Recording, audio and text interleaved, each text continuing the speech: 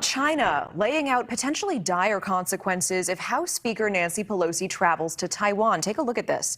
If U.S. fighter jets escort Pelosi's plane into Taiwan, it is invasion. The Chinese military has the right to forcibly dispel Pelosi's plane and the U.S. fighter jets, including firing warning shots and making tactical movement of obstruction. And then adding this, if ineffective, then shoot them down.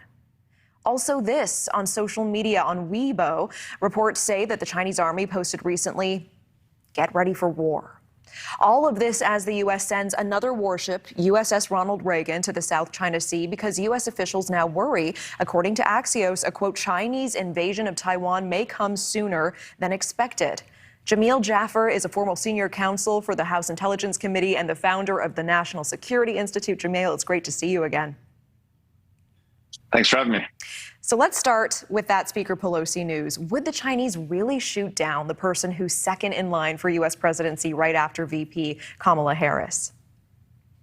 Look, I think it's highly unlikely. I mean, I think the Chinese are obviously rattling their sabers, making threats. I think it'd be highly unlikely for them to actually shoot down a plane carrying an American politician. It would be tantamount to an act of war. And meanwhile, Speaker Pelosi refusing to say again today on whether the trip will go forward. Let's listen to that quickly. I don't ever talk about my travel because, as some of you know, it's a security issue. It's a security issue for every member of Congress traveling, especially abroad. But for the Speaker, it is an additional security issue, and for those traveling with me, not just members, but staff, etc. But regardless if she was actually planning to go, doesn't she need to go now? You know, absolutely. I think at this point, if she were to back down, I think it would be giving into the Chinese threats and giving force to what they're saying. I think at this point, she has to go, having made the point that she's planning on going and the like. And the Biden administration having said to her that they don't think it's the right time, and her having pushed back on that, now she really has no choice but to go.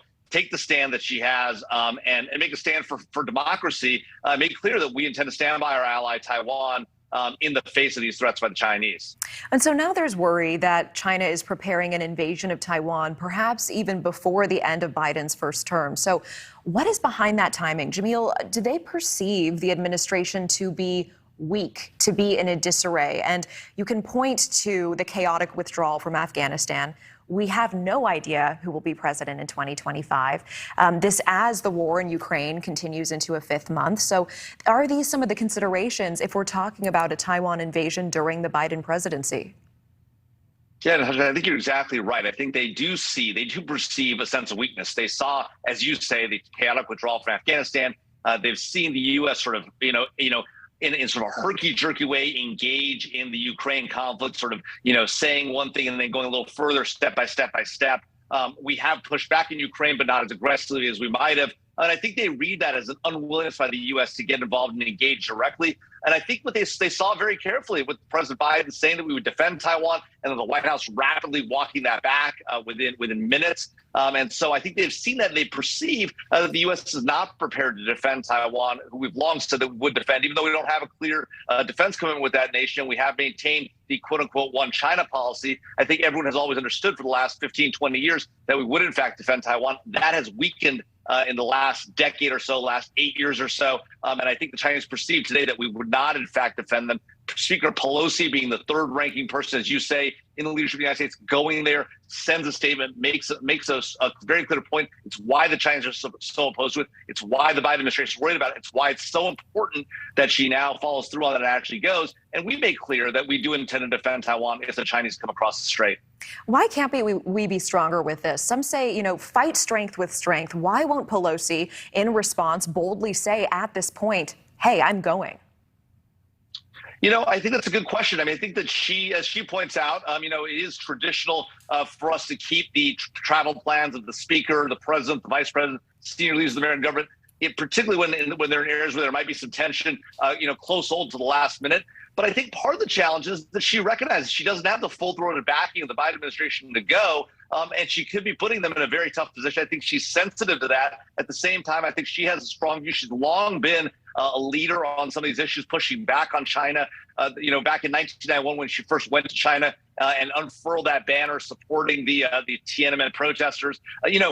Speaker Pelosi has been good on this issue, but I think she knows she's putting the Biden administration and her colleagues in the Democratic Party in a tough position because they don't currently have the sort of force behind the will to really back her move going to Taiwan. And so we'll see how this plays out. But I think the real responsibility at this point lies with the White House to back up Speaker Pelosi, say she should go, we support her going, and if it comes to it, we will defend Taiwan.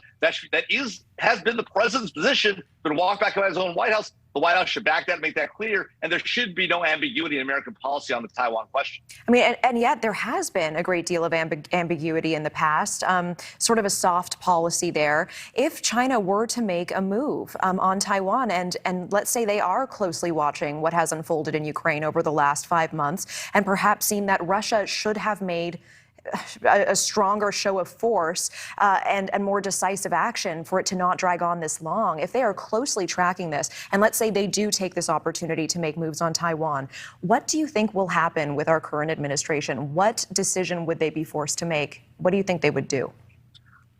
It's a very tough question. I mean, I think that if you had asked me this a decade ago, 15 years ago, the Bush administration, I think wouldn't have been a close call. I think we would have clearly gone in. Bill Clinton steamed an aircraft carrier battle group into the Taiwan Straits when Taiwan was threatened. So I think U.S. policy has long been clear, but I think over the last 2-3 presidencies, since President Obama, but including President Trump and President Biden, I think the Chinese have perceived an unwillingness of the U.S. To lean forward, to defend our allies, to push back on our adversaries. They saw what happened in Afghanistan. They've seen our policy in Iraq. They've seen what we've done in Ukraine and the like, and they're watching very closely. You're exactly right. And I think they're perceiving, I think they may be right, unfortunately, that we aren't prepared. We're I in the White House, we're you in the White House. I think we know how that would go. I think President Biden has some tough decisions to make. I think he has the backing of Congress if he decides to defend Taiwan. Nancy Pelosi made that clear. Mitch McConnell's made that clear, right? And I think the Speaker McCarthy would be very clear on that also. The question, though, it all lies in the hands of the president, his vice president, the National Security Advisor, Jake Sullivan. So we'll see how this plays out over the next weeks and days. Yeah, we absolutely will. And you've been tracking this so closely. What do you expect that we would see? Of course, you don't have a crystal ball, but do you think that Nancy Pelosi will likely go with the U.S. fighter jet escort as per usual? Will she take a commercial flight? And what message would either of those moves send? Look, traditionally, American politicians at that senior level fly in on American U.S. government jets. They don't fly commercial. That's not traditional. They may or may not fly with a fighter escort, depending on what they see the situation as. But I think at this point, China having made the threats they have, it would be cavalier of the U.S. government to send her in without a fighter or jet escort. It would be a mistake to do that. It would be saying the wrong message to the Chinese, right? We can make clear to them that we don't intend these fighter jets to take any action unless they're fired upon. But the right thing to do would be send her on a U.S. government jet and protect her the way you would the third-ranking person in line of the presidency. All right, Jamil Jaffer, it's always amazing to speak with you. Thank you so much for your context, for your perspective. Thank you.